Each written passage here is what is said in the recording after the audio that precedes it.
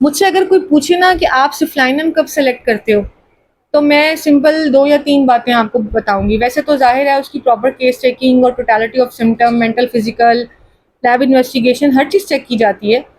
लेकिन 2 या 3 बातें ऐसी हैं जो मुझे इस बात के लिए मज़ीद श्योर कर देती हैं कि मुझे सिफ्लाइनम देनी है। देखो, सिफ्लाइनम एक ऐसा नोसोड है जिसको हम कहते हैं सिफ्लाइटिक वायरस, लेकिन सिफ्लाइनम के बारे में याद रखिएगा कि ये वायरस से ओरिजिनेट नहीं हो रहा, ये बैक्टीरिया से ही बनता है। ये वायरस वर्ड यहाँ पे बेसिकली एज अ पॉइजन के लिए इस्तेमाल किया जाता था, और डॉक्टर हैनीमन ने जब इस वर्ड को डॉक्टर हैनीमन ने लिखा था इसी तरह। तो जब डॉक्टर हैनीमन ने लिखा था उस वक्त वायरसेस तो खैर डिस्कवर ही नहीं हुए थे, और वायरस का वर्ड उस ज़माने में उस टाइम पे ये टॉक्सिसिटी के लिए या नॉक्शियस के लिए, डैमेजिंग के लिए आता था।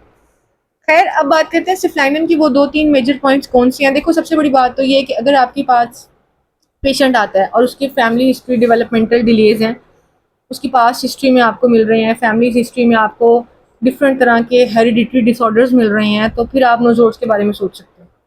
मैंने पर्सनली कौन-कौन सी चीज़ें देखी हैं इस सिफ्लाइनम को लेकर। मैंने थैलेसीमिया देखा है, मैंने फैक्टर्स के डेफिशिएंसीज़ देखे हैं। इसके अलावा मैंने टीबी का पेशेंट देखा है, मैंने पैरालिसिस देखी है जहाँ पे मुझे सिफ्लाइनम पीछे काम करती नज़र आई है। इसके अलावा मैंने ऐसी फैमिली हिस्ट्री देखी है जहाँ पे कैंसर्स भी मौजूद है, तो सिफ्लाइनम वहाँ भी बहुत अच्छा काम करती है। सेकेंड थिंग इज़ दिस के सिफ्लाइनम मुझे इसके अलावा मुझे सिफ्लाइनम में क्या देखना होता है। देखो, सिफ्लाइनम का जो पेशेंट होता है ना, ये थोड़ा सा एक यूनिक पेशेंट है। कॉन्स्टिट्यूशन इतना क्लियर नहीं है, इसके एग्जैक्टली कॉन्स्टिट्यूशन सिचुएशन क्या है ये इतनी हाईलाइटेड नहीं है। ये समटाइम दूसरी नोजोड्स रेमेडीज से भी मैच करती नज़र आती है, लेकिन ओवरऑल अगर बात करूँ तो वैसिएटेड है, शदीद शदीद कमज़ोरी है, बहुत ज़्यादा फटीग पर्सन है। इसके तमाम के तमाम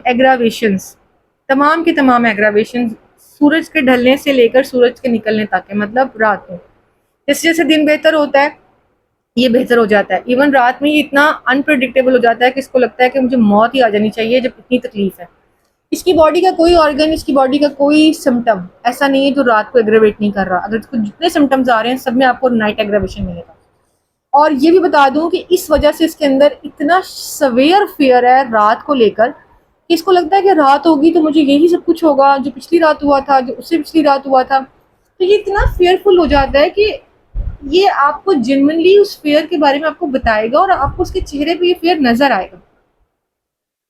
अच्छा, तीसरी इंपॉर्टेंट चीज होती है कि जब आपका पेशेंट आपको कह रहा है कि डॉक्टर साहब मैं तो बिल्कुल ठीक नहीं होने वाला, मेरा कोई इलाज नहीं है। ये रूब्रिक इतना इंपॉर्टेंट है सिफ्लाइनम में, ये आपको माइंड के चैप्टर में डिस्पेयर का रूब्रिक मिलेगा। आप वहां जाएं और उसके अंदर फर्दर एक सब रूब्रिक ढूंढो जिसमें रिकवरी ऑफ है, यानी कि इसको अपनी रिकवरी को लेकर कोई श्योरिटी नहीं है। रिकवरी को लेकर ये बहुत ज़्यादा होपलेसनेस है।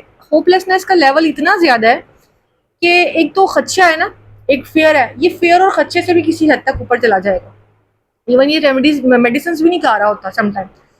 तो अगर आपको ये 2-3 मेजर चीज़ें मिल रही हैं तो सिफ्लाइनम वन ऑफ द मेडिसिन जो आके आप उसकी इस्तेमाल उसको करवा सकते हैं। लेकिन ओबियसली सिफ्लाइनम यूज़ करवाने से पहले एज़ यूजुअल मैं बता दूं कि मैं नोज़ोड्स के बारे में एक वीडियो अपलोड कर चुकी हूँ जिसमें मैंने बताया है कि नोज़ोड्स के लिए आपकी ग्रिप कैसी होनी चाहिए नोज़ोड्स नॉलेज पे।